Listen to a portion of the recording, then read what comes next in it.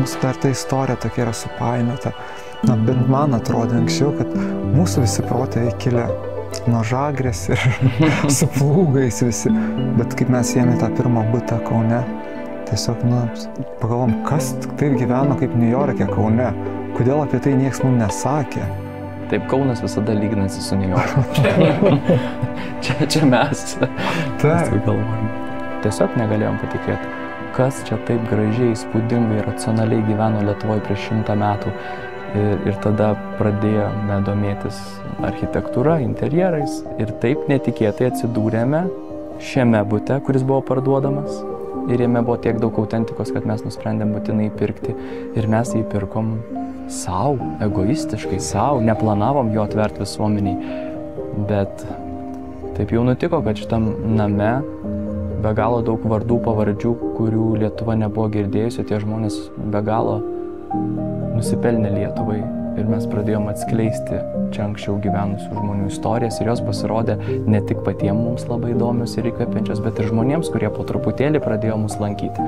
Tai, kas mums buvo įdomu, pasirodo, buvo įdomu ir visuomeniai. Ekskursijos, kurios čia vyksta, jos nėra niekaip režisuotos, kažkaip specifiškai pagal kažkokias taisyklės. Mes tiesiog kūrėme ekskursiją tokią, kokioj patys norėtume sudalyvauti. Ir pasirodo, kad tai įdomu labai didelį dalį visuomenės ir Lietuvoje, ir užsienio turistams. Aš tik ką galiu pasakyti, kad jeigu mes būtumėm atskirai, mes tikrai tiek nebūtumėm sudarę. Atrodo, kad tas rezultatas mūsų dviejų yra labai didelis. Išgryniname, diskutuodami nuolat šį formatą.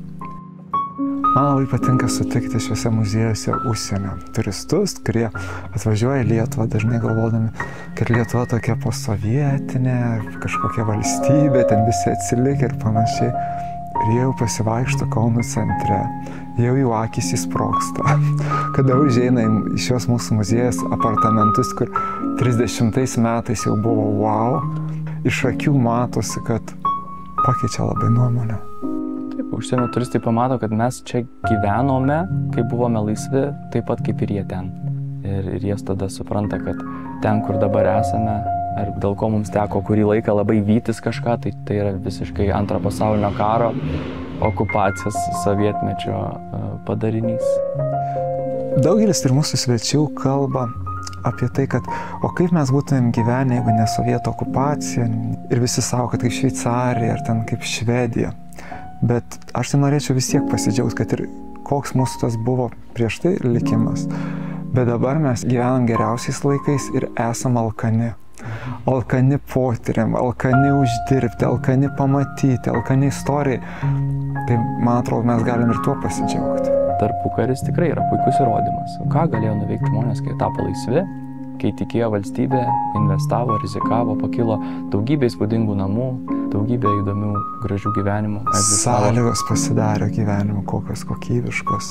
Tai tas tarpukaris mums rodo, kaip svarbu mums dabar išsaugoti savo laisvę ir savarankiškumą, kad ir toliau galėtume mes čia Lietuvoje gerai gyventi, augti, tobulėti, vystytis. Visada yra kur tobulėti, bet reikia labai ir pasidžiaugti tuo, ką turi čia ir dabar.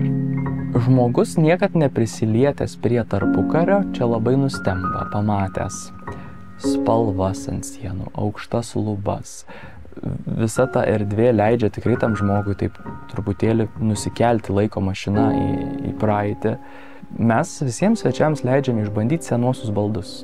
Ir čia įvyksta irgi toks gražus suvokimas, kad seni šimtamečiai baldai yra tiek pat patogus, gražūs.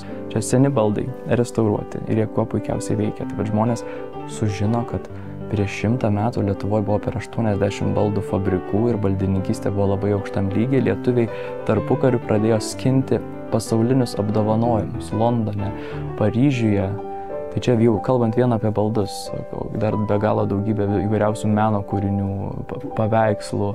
Buitinė technika tuo metu, bet pirmiausia, mes patys negalėjom atsistebėti, kad tos 300 metų jis puikiai veikia, puikiai skrudina duoną. Arba plaukų džiovintuvas, arba dulkių siurblys, kuris jau tarpukariu Laisvės alėjos vitrinose buvo galima įsigyti tokių elektrifikuotų modernių dalykų, kaip ir elektrinis kavos aparatas ir panašiai. Tai čia žmonės apsilankę pamato, kad Daugybė dalykų, kuriuos mes šiandien galvom, kad va čia ką tik išradom, jie čia jau buvo mūsų Lietuvoje. Kaip ir pavyzdžiui maisto pristatymo į namus paslauga, kuri pradėjo veikti Kaune 1932 metais. Tai yra labai daug tokių įdomių ir daiktų, ir faktų, kurie leidžia žmogui šioje autentiškai atkurtoje aplinkoje tikrai suvokti, kad su mumis yra viskas labai gerai, buvo tarpukariu ir dabar vėl yra labai gerai, kai mes turim teisę patys save valdyti. Tai žmogus iš ekskursijos išėjęs labai dažnai štai ką pasako, ką tau pasakydavo dažnai.